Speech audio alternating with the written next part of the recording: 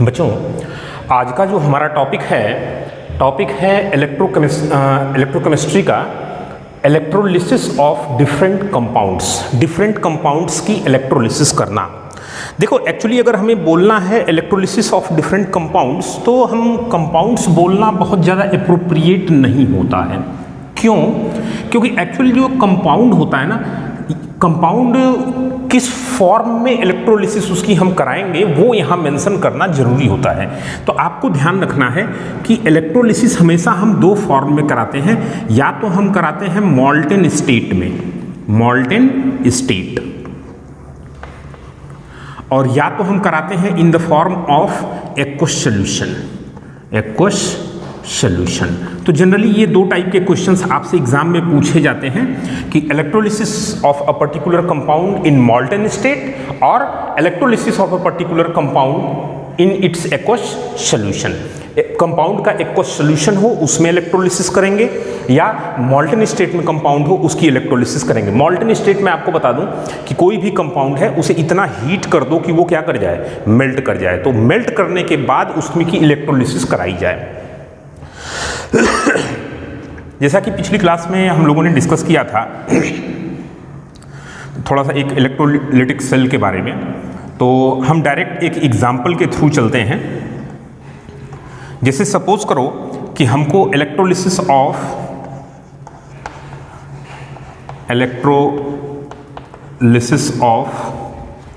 Molten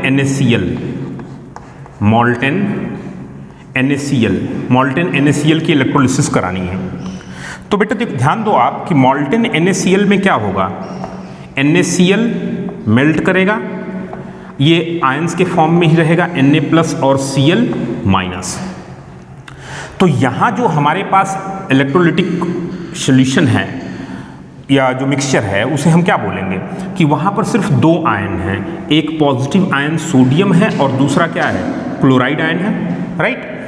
अब ये sodium कहाँ जाएगा, सोडियम जाएगा कैथोड पर क्योंकि पॉजिटिव चार्ज है, ठीक। सोडियम कैथोड पर चला गया। क्लोराइड कहाँ जाएगा, क्लोराइड एनोड पर चला जाएगा, ठीक। कैथोड पर क्या होता है, रिडक्शन होता है। एनोड पर क्या होता है, ऑक्सीडेशन होता है। करा के आप देख लो। तो अगर हमसे बोला जाएगा एनोडिक रिएक्शन, ठीक है, तो मैं पहले, चूंकि ये पहला एग्जाम्पल है इसलिए इसको पूरा डिस्क्रिप्टिव फॉर्म में लिख दे रहा हूँ, आगे हम शॉर्टकट में कर लेंगे, लेकिन किसी का भी लिखना होगा तो आप उसको इसी तरीके से लिखेंगे। तो एनोडिक रिएक्शन क्या होगा, एनोड पर क्लोराइड जाएगा और एनोड पर क्या होता है, ऑक्सीडेशन। तो क्लोराइड क्या करेगा, क्लोराइड जो है ऑक्सीडाइज होगा, इलेक्ट्रॉन लॉस करेगा, ठीक। ये हो गया हमारा एनोडिक रिएक्शन। तो एनोड पर हमको क्लोरीन गैस मिलेगी, राइट। ऐसे ही अगर हम कैथोडिक रिएक्शन की बात करेंगे, कैथोडिक रिएक्शन, तो कैथोडिक रिएक्शन क्या होगा, कैथोडिक रिएक्शन में कैथोड पर जाएगा सोडियम। तो सोडियम जब कैथोड पर जाएगा तो ये इलेक्ट्रॉन को एक्सेप्ट करेगा और इलेक्ट्रॉन को एक्सेप्ट करके सोडियम मेटल के फॉर्म में डिपॉजिट हो जाएगा, ठीक। इसका मतलब जब मॉल्टेन NaCl की इलेक्ट्रोलिसिस करेंगे तो मॉल्टेन NaCl की इलेक्ट्रोलिसिस करने पर एनोड पर हमको क्लोरीन गैस ऑब्टेन होगी और कैथोड पर हमको सोडियम मेटल ऑब्टेन होगा, राइट। अब दूसरा एग्जांपल हम देखते हैं। सपोज करो कि अगर यही मॉल्टेन NaCl न होके अगर एक्वस सॉल्यूशन ऑफ NaCl होता, एक्वस सॉल्यूशन ऑफ NaCl का एक्वस सॉल्यूशन होता तो उसकी इलेक्ट्रोलिसिस करने पर क्या होता।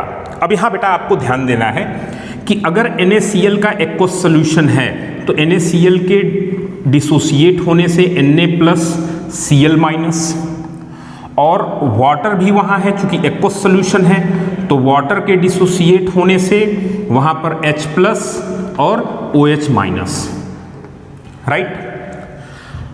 अब आपको ध्यान देना है यहाँ कि यहाँ पर दो पॉजिटिव आयंस हैं और दो नेगेटिव आयंस हैं, राइट।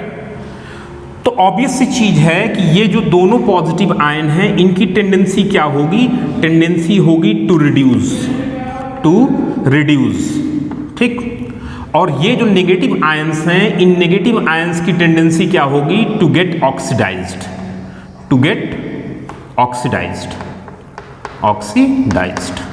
राइट।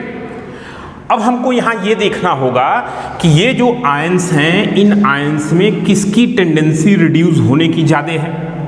तो आपने पढ़ा हुआ है इलेक्ट्रोकेमिकल सीरीज, मैंने आपको पढ़ाया पिछली क्लास में। इलेक्ट्रोकेमिकल सीरीज में आपको बताया गया कि जो भी पर्टिकुलर आयन सीरीज में ऊपर होगा उसके ऑक्सीडाइज होने की टेंडेंसी ज़्यादा होती है, और जो सीरीज में नीचे होगा उसके रिड्यूस होने की टेंडेंसी ज़्यादा होती है।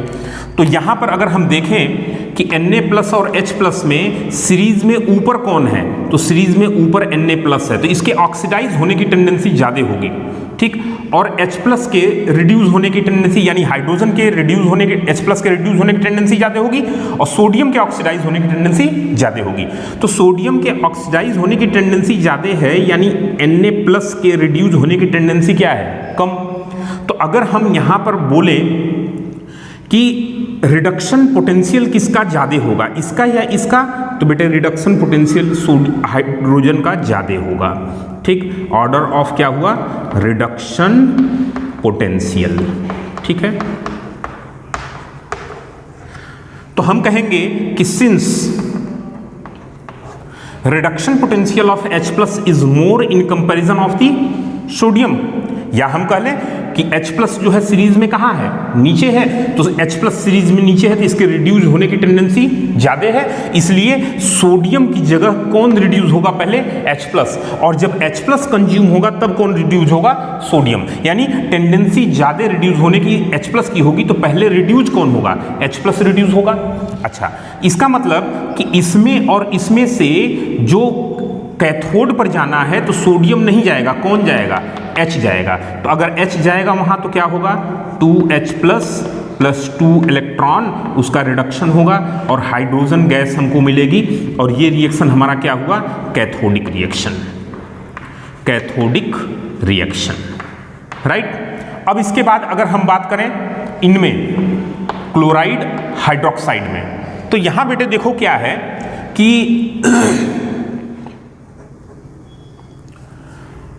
Cl- और OH-, अगर इन दोनों को देखो तो सीरीज में ये क्या था, chloride hydroxide and sulphate. Chloride ऊपर था, तो ऑक्सीडेशन पोटेंशियल किसका ज्यादा है, क्लोराइड का ज्यादा है। ध्यान दीजिएगा, यहां मैंने क्या चीज लिखा हुआ है, रिडक्शन पोटेंशियल का ऑर्डर, और यहां मैं क्या लिख रहा हूं, oxidation potential, oxidation potential. Oxidation potential Cl- का ज्यादा है। इसका मतलब कि जो एनोड पर जाने की टेंडेंसी है, यानी ऑक्सीडाइज होने की टेंडेंसी है, वो Cl- की ज्यादा है। तो पहले Cl- ऑक्सीडाइज होगा, तब OH- ऑक्सीडाइज होगा। तो इन दोनों में से Cl- कहाँ जाएगा, एनोड पर, और जब Cl- एनोड पर जाएगा तो हम एनोडिक रिएक्शन लिखेंगे, एनोडिक रिएक्शन। तो एनोडिक रिएक्शन में क्या होगा, Cl- एनोड पर जाएगा, इलेक्ट्रॉन लॉस करेगा, ठीक। ये हो गया हमारा एनोडिक रिएक्शन। इसका मतलब है कि जब हम NaCl के एक्वस सॉल्यूशन की इलेक्ट्रोलिसिस कर रहे हैं, तो इलेक्ट्रोलिसिस करने पर कैथोड पर हमको हाइड्रोजन गैस और एनोड पर हमको क्लोरीन गैस मिल रही है, राइट। अब आप एक चीज यहां देखना बेटा, हमारे पास ये मिक्सचर था, इस मिक्सचर में से H+ चला गया कहां, कैथोड पर, और Cl- चला गया कहां, एनोड पर, राइट।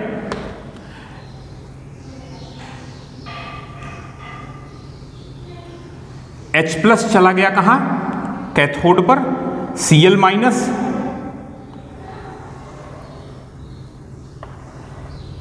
H+ कैथोड पर आ गया, Cl- एनोड पर चला गया। तो मिक्सचर में अब बच क्या रहा है, तो अगर आप ध्यान दोगे तो मिक्सचर में अब क्या बच रहा है, Na+ और OH-, राइट।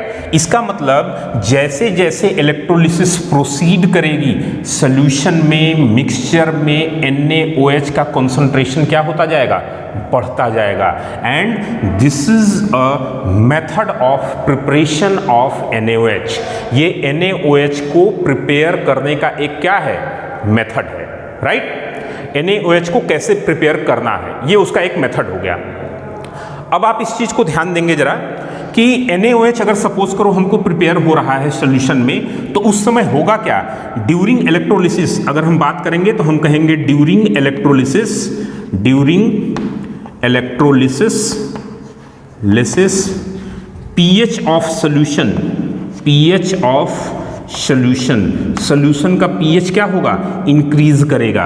क्यों? क्योंकि वहां से H+ रिमूव हो रहा है और OH का कंसंट्रेशन क्या होता जाएगा, बढ़ता जाएगा। और इसको हम बोलेंगे कि this is the method of preparation of NaOH। This is a method of preparation of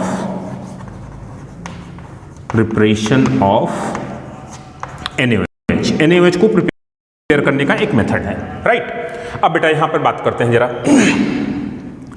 ध्यान देना कि ये जो एक्वस सोल्यूशन ऑफ NaCl है ना, इसको हम ब्राइन सोल्यूशन भी बोलते हैं। तो कभी कभी अगर ये चीज बोला जाए, ठीक, तो आप उसे कंफ्यूज नहीं करेंगे कि ये ब्राइन क्या है। ब्राइन क्या है बेटा, एक्वस सोल्यूशन ऑफ NaCl का एक्वस सोल्यूशन, ठीक है। तो अगर आपसे मॉल्टेन NaCl की इलेक्ट्रोलिसिस पूछा जाता है, एक्वस सोल्यूशन ऑफ NaCl की इलेक्ट्रोलिसिस पूछा जाता है, तो आप दोनों कर सकते हो। यहाँ पर मेन पॉइंट जो ध्यान रखने की है कि NaCl के एक्वस सोल्यूशन की इलेक्ट्रोलिसिस अगर हम करते हैं तो NaCl के एक्वस सोल्यूशन की इलेक्ट्रोलिसिस करने पर हमको NaOH मिलता है, और ये NaOH को प्रिपेयर करने का एक तरीका है, राइट। अच्छा, अब इसके बाद फिर हम एक दूसरा एग्जांपल लेते हैं। सपोज करो कि अगर फ्यूज्ड NaOH हो, ठीक, आपको पता होगा कि जो NaOH होता है, third electrolysis of fused NaOH। Fused NaOH का मतलब वही NaOH को हीट करके उसे मेल्ट कर दिया जाए। ध्यान देंगे कि NaOH जो होता है वो छोटे छोटे टैबलेट्स के फॉर्म में होता है। इस तरह से छोटे छोटे टैबलेट्स के फॉर्म में NaOH होता है, जिसे हम बोलते हैं पिलेट्स ऑफ NaOH, राइट। तो उसको हम पहले मेल्ट करेंगे और मेल्ट करने के बाद उसकी इलेक्ट्रोलिसिस कराएंगे। तो देखो, फ्यूज्ड NaOH की इलेक्ट्रोलिसिस कराने पर क्या होगा, Na+ और OH-, ये दो आयंस हमको वहां पर मिलेंगे। अच्छा, ये Na+ कहाँ जाएगा, कैथोड पर जाएगा। तो कैथोड पर Na+ जाएगा, इलेक्ट्रॉन को एक्सेप्ट करेगा और रिड्यूस होके सोडियम बना लेगा। ये कैथोडिक रिएक्शन हमारा हो गया, कैथोड की बात हो गई। और ये जो OH- है, ये OH- कहाँ जाएगा, एनोड पर जाएगा। तो OH- एनोड पर जाएगा, ऑक्सीडाइज होगा, ऑक्सीजन गैस और वाटर का फॉर्मेशन होगा, ठीक, राइट। ये हो गया तुम्हारा एनोडिक रिएक्शन।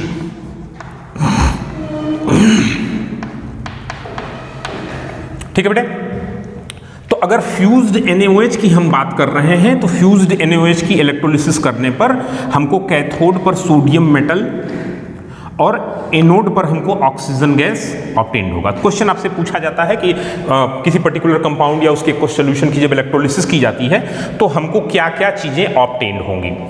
इसके बाद जैसे सपोज करिए कि अगर हम बोलते कि भाई फ्यूज्ड NaOH नहीं लेना है, ठीक है ना, हमें किसकी इलेक्ट्रोलिसिस करानी है, हमको इलेक्ट्रोलिसिस करानी है aqueous solution of NaOH, aqueous solution of NaOH। NaOH के एक्वस सॉल्यूशन की इलेक्ट्रोलिसिस करानी है।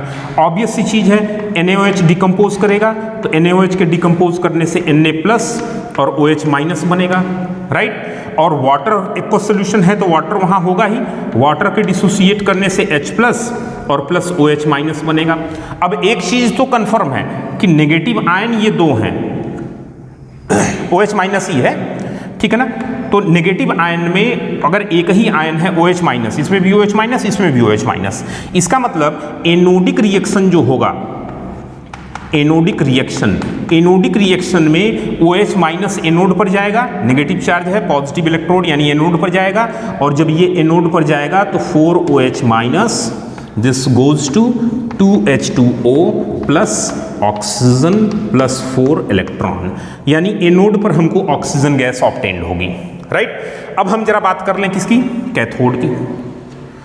तो कैथोड पर बेटा देखोगे तो क्या होगा, क्या कैथोड पर जाने के लिए Na+ और H+ है, और हमने अभी देखा था कि जो रिडक्शन पोटेंशियल है वो किसका ज्यादा है, H+ का, ठीक। H+ का रिडक्शन पोटेंशियल क्या है, ज्यादा है, ठीक। तो रिडक्शन पोटेंशियल H+ का ज्यादा है तो H+ कहां चला जाएगा, कैथोड पर, और कैथोड पर ये जाएगा, इलेक्ट्रॉन एक्सेप्ट करेगा और इलेक्ट्रॉन एक्सेप्ट करके हाइड्रोजन गैस के फॉर्म में वहां रिमूव हो जाएगा। मतलब जरा यहां पर एक चीज देखिएगा कि अगर NaOH के एक्वस सॉल्यूशन की इलेक्ट्रोलिसिस की जा रही है तो जो हमारा H+ है ये जा रहा है कहां? कैथोड पर, राइट। और जो OH- है ये जा रहा है कहां? एनोड पर, ठीक। H+ कैथोड पे चला गया, OH- एनोड पे चला गया। इसका मतलब यहां NaOH से ऑलमोस्ट कोई लेना देना नहीं, ठीक। मतलब जो एक्वस सॉल्यूशन ऑफ NaOH की इलेक्ट्रोलिसिस कराई जा रही है ये एक्चुअल में इलेक्ट्रोलिसिस ऑफ वाटर है, electrolysis of water. Normal water की भी इलेक्ट्रोलिसिस आप कराते हो तो आपको कैथोड पर हाइड्रोजन गैस मिलता है और एनोड पर ऑक्सीजन गैस मिलता है, राइट। अब इसके बाद बेटा हम बात करते हैं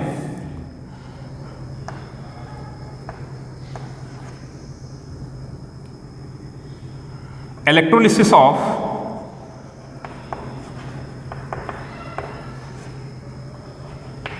डाइल्यूट H2SO4। अब डाइल्यूट H2SO4 की बात करेंगे तो H2SO4 क्या होगा? डिसोसिएट होगा। H2SO4 के डिसोसिएट होने से H+ ऑलमोस्ट डाइल्यूट है तो पूरा का पूरा डिसोसिएट हो जाएगा। H+ और प्लस SO4-2 सल्फेट आयन ये आएगा। अब यहां पर आप देखो कि वाटर होगा तो वाटर के डिसोसिएट होने से H+ और OH- आएगा। अब यहां देखो कैथोड पर जाने के लिए H+ ही है और एनोड पर जाने के लिए OH- या SO4-2 है। H+ कहां जाएगा बेटा? कैथोड पर। तो कैथोडिक रिएक्शन क्या हुआ? कैथोडिक रिएक्शन क्या हुआ? 2H+ plus 2 electron, this goes to hydrogen. Cathode पर हमको हाइड्रोजन गैस ऑब्टेन होगी, राइट। लेकिन जब हम एनोडिक रिएक्शन की बात करेंगे, एनोडिक रिएक्शन, तो देखो यहां पर OH- और SO4-2 है तो OH- और SO4-2 में आप ध्यान दोगे तो OH- जो है वो हमारा सीरीज में कहां है? ऊपर है। OH- सीरीज में ऊपर है यानी ऑक्सीडेशन पोटेंशियल जो है वो OH- का ज्यादा है। ऑक्सीडेशन पोटेंशियल OH- का ज्यादा है तो OH- का ऑक्सीडेशन पोटेंशियल SO4-2 से ज्यादा है। अब क्या होगा कि OH- ऑक्सीडाइज होगा, सल्फेट का कोई ऑक्सीडेशन नहीं होना है। वैसे भी अगर आप ध्यान दोगे तो सल्फेट में सल्फर ऑलरेडी जो है +6 ऑक्सीडेशन स्टेट में है तो इसका फर्दर कोई ऑक्सीडेशन होना नहीं है। तो OH- चला जाएगा कहाँ? एनोड पर, और फिर वही रिएक्शन OH- एनोड पर जाएगा, 2 वाटर मॉलिक्यूल, ऑक्सीजन और 4 इलेक्ट्रॉन, राइट। इसका मतलब हमको एनोड पर क्या मिलेगा? ऑक्सीजन। बेटा ध्यान देना, कैथोड पर हमको हाइड्रोजन मिल रहा है, एनोड पर हमको ऑक्सीजन मिल रहा है।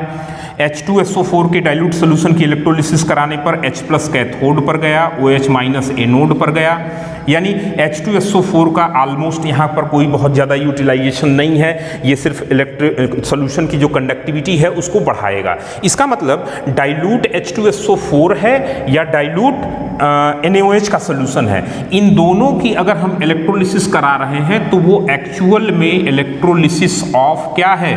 वाटर है, राइट। अच्छा, अब इसके बाद एक दूसरा एग्जांपल हम लेते हैं। कॉपर सल्फेट के एक्वस सॉल्यूशन की इलेक्ट्रोलिसिस कराते हैं। क्या कराएंगे बेटा? कॉपर सल्फेट के इलेक्ट्रोलिसिस सॉल्यूशन, एक्वस सॉल्यूशन की इलेक्ट्रोलिसिस, राइट। देखिए, कॉपर सल्फेट के एक्वस सॉल्यूशन की जब आप इलेक्ट्रोलिसिस कराते हो तो वहां पर आपको 2 आयंस मिलेंगे। हमारा टारगेट है कॉपर सल्फेट एक्वस सॉल्यूशन की इलेक्ट्रोलिसिस कराना, ठीक है। कॉपर सल्फेट के एक्वस सॉल्यूशन की इलेक्ट्रोलिसिस बेटे आप कराइएगा तो ये डिकम्पोज होगा कॉपर 2+ और प्लस सल्फेट -2, राइट।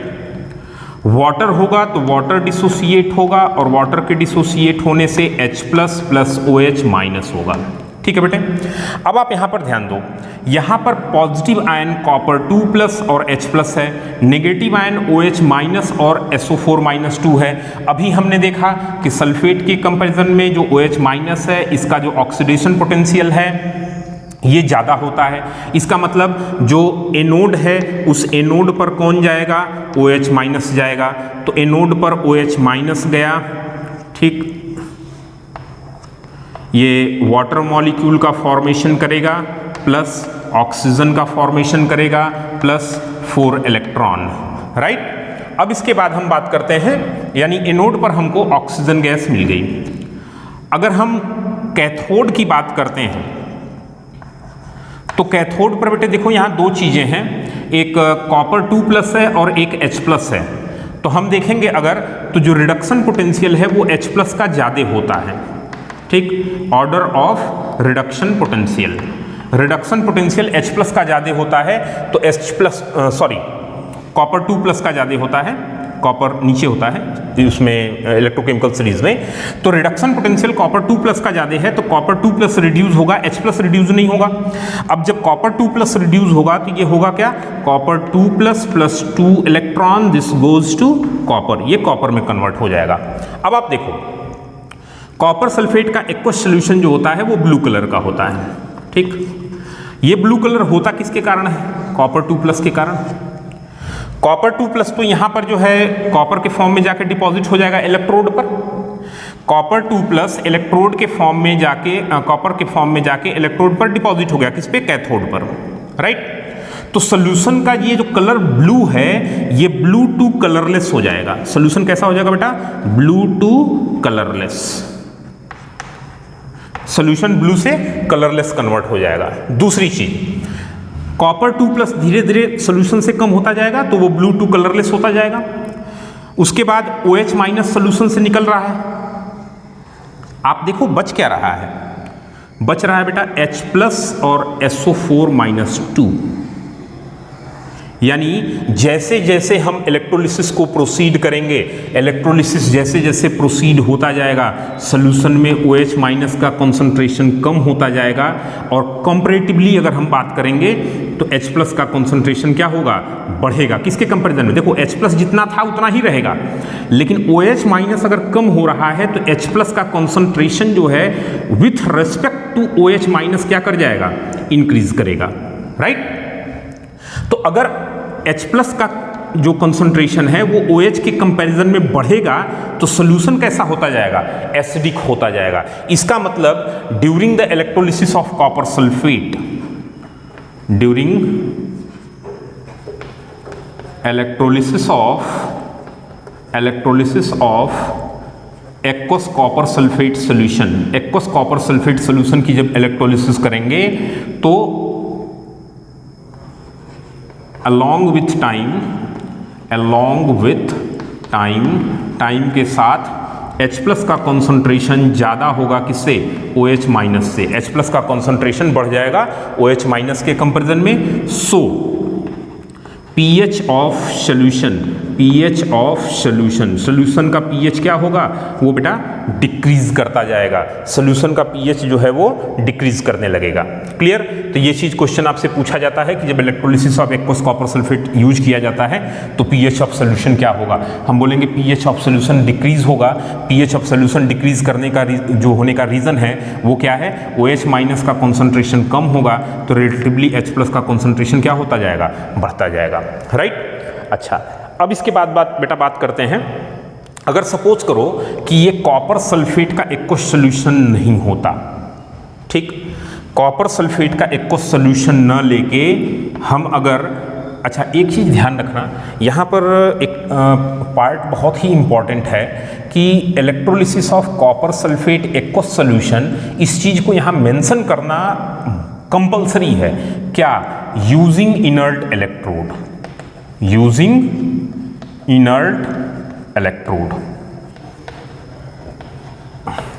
ये पॉइंट बहुत इंपॉर्टेंट है और एग्जैक्टली होना चाहिए। क्यों होना चाहिए, उसी चीज को अब हम देखें। सपोज करो कि हम इलेक्ट्रोलिसिस ऑफ कॉपर सल्फेट के एक्वस सॉल्यूशन की इलेक्ट्रोलिसिस करें यूजिंग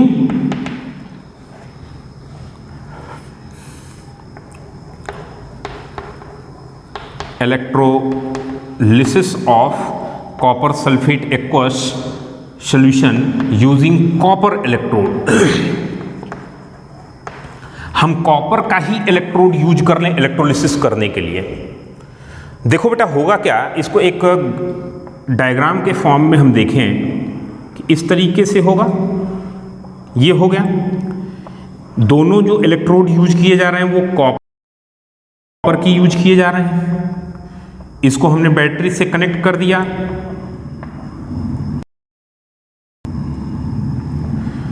और यहां पर एक्वस सॉल्यूशन किसका है? कॉपर सल्फेट का है। अच्छा, कॉपर सल्फेट का एक्वस सॉल्यूशन होने का मतलब इसके अंदर कॉपर 2+ तो होगा ना, ठीक। बाकी कहानी इधर जरा आप देखना। कॉपर सल्फेट का अगर एक्वस सॉल्यूशन है तो वहां कॉपर 2+ और सल्फेट -2 ये दो आयन होंगे, राइट। वाटर होगा तो वाटर से H+ और OH- होगा, ठीक है। और खुद कॉपर भी है, कॉपर खुद यहां पर प्रेजेंट है, तो कॉपर भी रिएक्शन में इन्वॉल्व हो सकता है। आप ध्यान देना, कॉपर रिड्यूस्ड फॉर्म में है ना, एलिमेंटल फॉर्म में है, तो इसके ऑक्सीडाइज होने की टेंडेंसी होगी, तो हम इसको इसके साथ लिख लेते हैं। अब बेटे आप यहां पर ध्यान दो, अगर इन दोनों में हम कंपैरिजन करें तो क्या होगा? जो रिडक्शन पोटेंशियल है वो कॉपर 2+ का ज्यादा है। रिडक्शन पोटेंशियल कॉपर 2+ का ज्यादा होता है, अभी मैंने यहां बात की। यानी यहां से क्या होगा कि जो कॉपर 2+ है वो रिड्यूस होगा और ये कॉपर 2+2 इलेक्ट्रॉन एक्सेप्ट करेगा और कॉपर के फॉर्म में जाके रॉड पर डिपॉजिट हो जाएगा। तो सोल्यूशन का ये जो कॉपर 2+ है ये निकल के जाएगा कहां? कैथोड पर, राइट। ये कैथोड पर जाए और कॉपर 2+ जो है वो इलेक्ट्रॉन एक्सेप्ट करेगा और कॉपर के फॉर्म में वहां जाके डिपॉजिट हो जाएगा। लेकिन अगर जब हम इनमें बात करेंगे तो इनमें सल्फेट है, OH- है और कॉपर है, तो सीरीज में सबसे ऊपर कौन है? कॉपर। तो ऑक्सीडाइज होने की टेंडेंसी किसकी ज्यादा होगी? कॉपर की। तो कॉपर ही ऑक्सीडाइज भी होगा, तो कॉपर ऑक्सीडाइज होगा, कॉपर 2+ + 2 इलेक्ट्रॉन। तो ये हमारा जो है कैथोडिक रिएक्शन हो गया, कैथोडिक रिएक्शन, और ये हमारा एनोडिक रिएक्शन हो गया, एनोडिक रिएक्शन, राइट बेटा। अब देखो यहां क्या होगा कि इस रॉड पर जो कॉपर होगा ना, वो कॉपर यहां से निकल के इस सॉल्यूशन में कॉपर 2+ के फॉर्म में जाएगा। अब आप इस चीज को जरा समझना कि अगर कॉपर सल्फेट के एक्वस सॉल्यूशन की इलेक्ट्रोलिसिस की जा रही है using the copper electrode, right, तो उस पर्टिकुलर सिचुएशन में हम क्या करेंगे? उस पर्टिकुलर सिचुएशन में हम देखेंगे कि रॉड से कॉपर निकल के कॉपर 2+ के फॉर्म में सॉल्यूशन में गया और वही कॉपर 2+ फिर जाके रॉड पर डिपॉजिट हो गया, ठीक, कैथोड पर। एनोड से कॉपर 2+ सॉल्यूशन में जा रहा है और सॉल्यूशन से कॉपर 2+ रॉड पर जा रहा है। इसका मतलब हम ये बोल सकते हैं कि ड्यूरिंग द इलेक्ट्रोलिसिस, देखो कुछ बहुत ही इंपॉर्टेंट क्वेश्चन यहां से बनते हैं, इस चीज को बेटा बहुत आप सीरियसली ध्यान दीजिएगा। पहला चीज तो मैंने बताया जो आपको ध्यान देना है कि ये तभी पॉसिबल है जब हम क्या यूज करेंगे? कॉपर इलेक्ट्रोड यूज करेंगे। अगर इनर्ट इलेक्ट्रोड यूज करेंगे तो फिर ये रिएक्शंस पॉसिबल नहीं है, जो इसके पहले बताया वो पॉसिबल है। क्या होगा? ड्यूरिंग द इलेक्ट्रोलिसिस, पहला पॉइंट जो आपको याद रखना है कि during the electrolysis, during electrolysis, electrolysis किसकी इलेक्ट्रोलिसिस की बात कर रहे हैं? Aqueous solution of copper sulphate using copper electrode. तो कंसंट्रेशन ऑफ कॉपर 2+ का concentration do not changes, copper 2+ का कंसंट्रेशन चेंज नहीं होगा। सॉल्यूशन में कॉपर 2+ का कंसंट्रेशन जितना होगा उतना ही रहेगा, वो चेंज नहीं होना है। अगर हम ये एज्यूम करें कि ड्यूरिंग द इलेक्ट्रोलिसिस इसके वॉल्यूम पर कोई फर्क नहीं पड़ता है, राइट। दूसरा पॉइंट बेटा आपको ध्यान देना है, जब इसकी हम इलेक्ट्रोलिसिस करेंगे तो सपोज करो कि हमने ये जो एनोड लिया ना, ये एनोड हम इम्प्योर कॉपर की ले लें, कॉपर की एक मोटी सी रॉड ले लें जो कि इम्प्योर फॉर्म में है, राइट। तो ये क्या हो गया? ये हो गया इम्प्योर कॉपर रॉड। और कैथोड जो हमने लिया है ना, ये कैथोड, ये क्या है, ये प्योर कॉपर का ले लें, राइट। अब थोड़ा सा इसमें मैं कुछ एडिशनल चीज़ें आपको बताने जा रहा हूँ। तो ये जो एनोड है इम्प्योर कॉपर का, आपने क्या बना दिया, एनोड बना दिया, और प्योर कॉपर का आपने क्या बना दिया, कैथोड बना दिया। होगा क्या, इम्प्योर कॉपर से कॉपर जो है वो कॉपर 2+ के फॉर्म में सोल्यूशन में जाएगा, और सोल्यूशन से कॉपर 2+ जाके प्योर पर डिपॉजिट होता जाएगा। तो along with the time pure copper की रॉड जो है उसकी थिकनेस क्या होती जाएगी, बढ़ती जाएगी, और इम्प्योर रॉड की जो है रॉड है उसकी थिकनेस कम होती जाएगी। अच्छा, इसमें क्या होगा कि इसमें जो इम्प्योरिटीज़ होंगी वो इम्प्योरिटीज़ धीरे धीरे यहाँ पर नीचे क्या कर जाएंगी, सेटल डाउन कर जाएंगी। और ये जो इम्प्योरिटीज़ यहाँ सेटल डाउन करती हैं, इनको हम क्या बोलते हैं बेटा, इनको हम बोलते हैं एनोड मड। क्या बोलते हैं, एनोड मड। आप ध्यान देंगे, ये नीचे जो इम्प्योरिटी सेटल डाउन हो रही है, इस इम्प्योरिटी को हम क्या बोलते हैं, एनोड मड बोलते हैं। अच्छा, अब आप यहाँ पर ध्यान देंगे, कॉपर की एक इम्प्योर रॉड हमने ली, इसकी थिकनेस ज़्यादा थी। कॉपर की प्योर रॉड ली हमने इलेक्ट्रोलिसिस कॉपर सल्फेट के एक्वा सोल्यूशन को यूज करके कराया।